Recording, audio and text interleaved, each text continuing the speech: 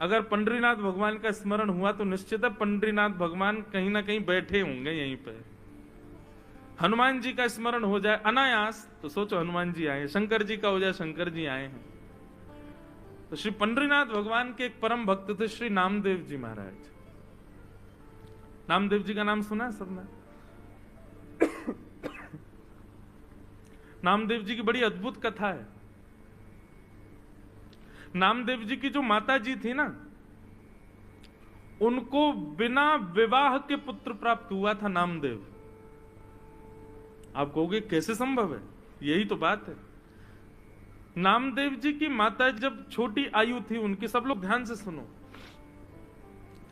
तो मीराबाई की भांति कथा आती है कि उन्होंने भी अपने पिताजी से पूछा कि मेरे पति कौन है। तो पिता ने ऐसी सहज में कह दिया घर के ठाकुर जी को, ये तुम्हारे पति हैं। और नामदेव जी की माता जी को पूर्ण निष्ठा हो गई, यही मेरे पति हैं।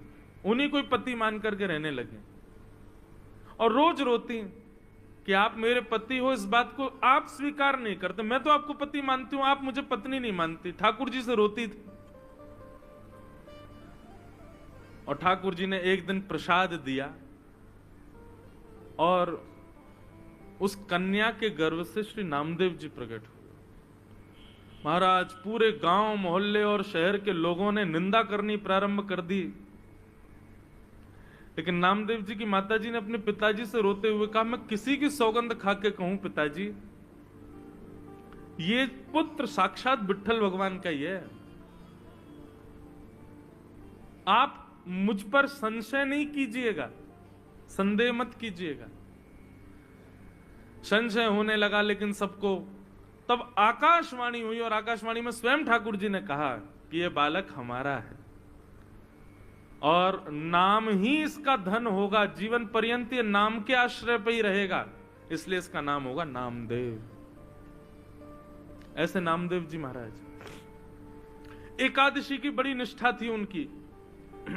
अच्छा एक बात और कहूं बंधुओं, आपने यदि कोई भगवत संबंधी नियम चालू करने का मन बनाया है कि कल से मैं ऐसा करूंगा, कल से मैं रोज तिलक लगाऊंगा, या कल से मैं रोज ठाकुर जी की सेवा करूंगा, कल से रोज 108 तुलसी अर्पित करूंगा, या हर हफ्ते में एक दिन ठाकुर जी को अन्नकूट करूंगा, ये जो भी आपने अगर कोई नियम बनाने का मन बनाया तो उस नियम को तोड़ने की पूरी जिम्मेवारी ठाकुर जी लेते हैं। बोले अच्छा तो चलो हम तोड़वाएंगे, और किसी ना किसी रूप में वो नियम तोड़वाते ही हैं, इसलिए घबराना नहीं।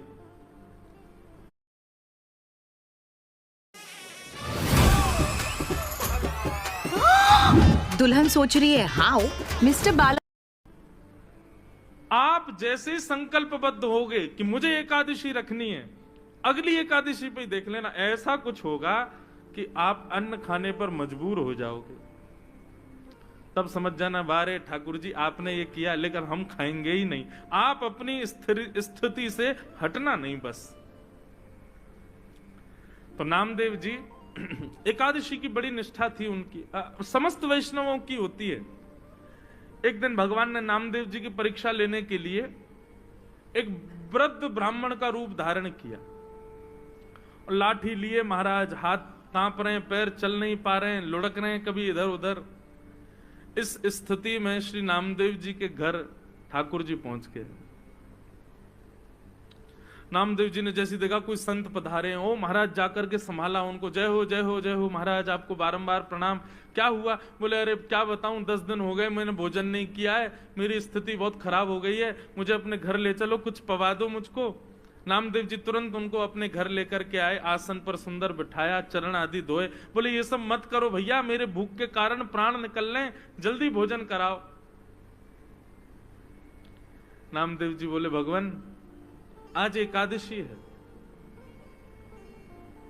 तो आप कहें तो मैं दूध पिला दूं। नहीं नहीं नहीं, दूध तुम कैसी बात करो, भूख लग रही है मुझको रोटी सब्जी की, तुम मुझे दूध की बात कर रहे हो। ठाकुर जी परीक्षा ले रहे हैं नामदेव जी की, ब्राह्मण के रूप में आए। नामदेव जी बोले तो फल खा लीजिए। बोले फल खा लूंगा तो मुझे जुकाम हो रहा है, मैं फल नहीं खा सकता, मैं बीमार हो जाऊंगा, डॉक्टरों ने मना किया, वैद्यों ने मना किया है।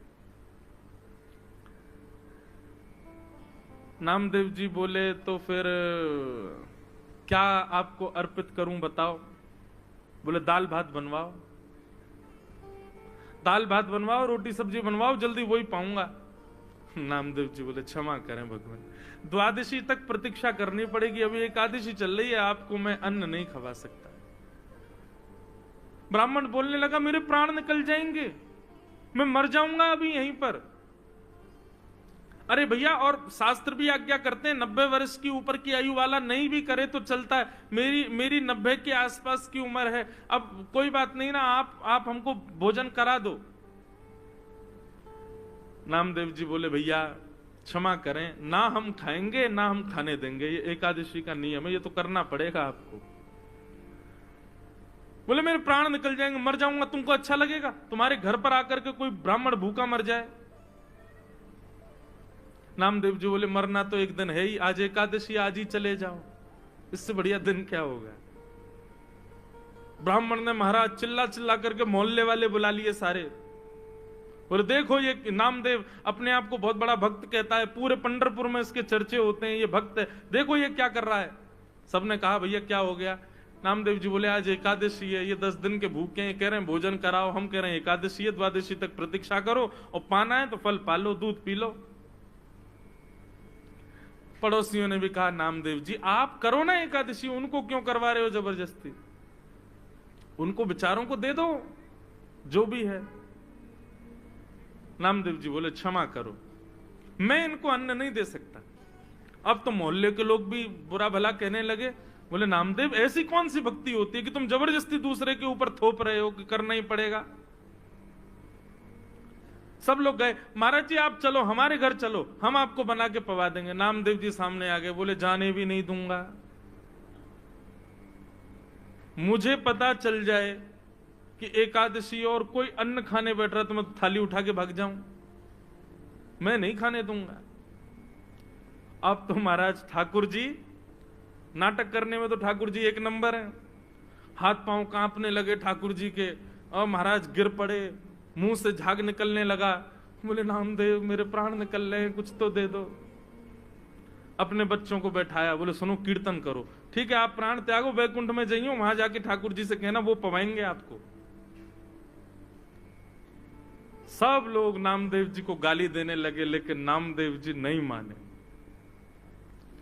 और महाराज करते करते करते ठाकुर जी ने ब्राह्मण के भेष में ऐसा प्रतीत कराया कि उनके प्राण निकल गए। और जैसे ही प्राण निकले, मोहल्ले के लोग, पंढरपुर के लोग नामदेव जी को खड़ी खुट्टी सुनाने लगे।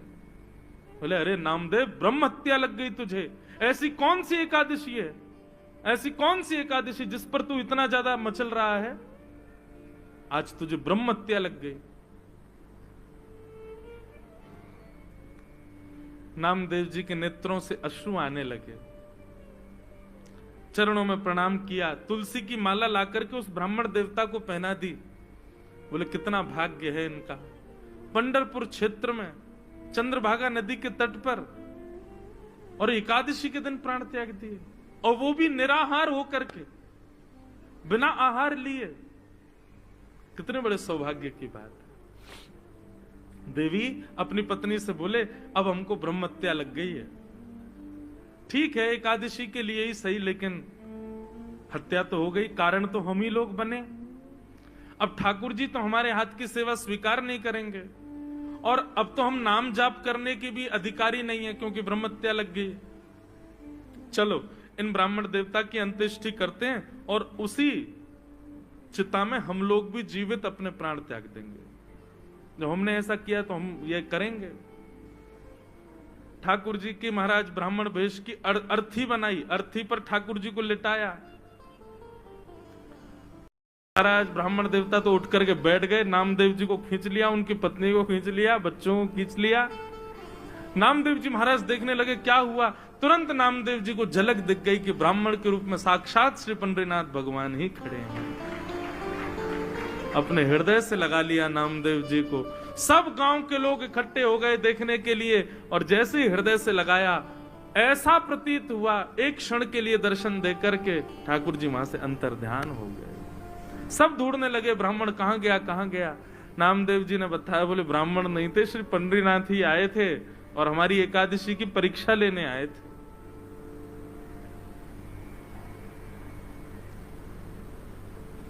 ऐसी बंधुओं, ये निष्ठा है, ये कोई व्रत नहीं है,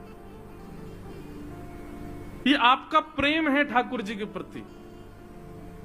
उसको प्रेम की तरह ही इजहार करो उसका। नियम जब बन जाता है ना, तो वहां प्रेम नहीं रहता। ठीक है, एकादशी एक नियम है, पर उसको प्रेम की तरह पालन करो कि हमारा प्रेम है ठाकुर जी के प्रति।